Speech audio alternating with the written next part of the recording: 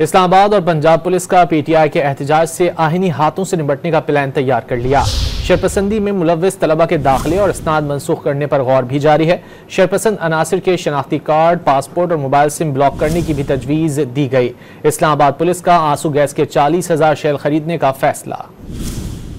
PTI का 24 नवंबर को एहतजाज का ऐलान। इस्लामाबाद और पंजाब पुलिस का आनी हाथों से निपटने का प्लान। एहतजाज रोकने की तैयारियां शुरू कर दी। वज़ारत दाखिला ने इस्लामाबाद और रावलपिंडी में मुतल्लिका इदारों को सरकारी और अहम इमारतों की सिक्योरिटी के लिए सख्त तरीन इक़दाम की हिदायत कर दी। दहशतगर्दी के पेश नजर मशकूक मकामात की निगरानी और अफगान महाजिर कैंपों की जियो फेंसिंग शुरू कर दी गई। एहतजाज में शामिल अफराद के पासपोर्ट, शनाख्ती कार्ड मनसूख, जबकि सिम ब्लॉक करने पर भी गौर किया जा रहा है। एहतजाज का हिस्सा बनने वाले तुलबा के एडमिशन और डिग्रियां मनसूख करने का ऑप्शन भी मौजूद है।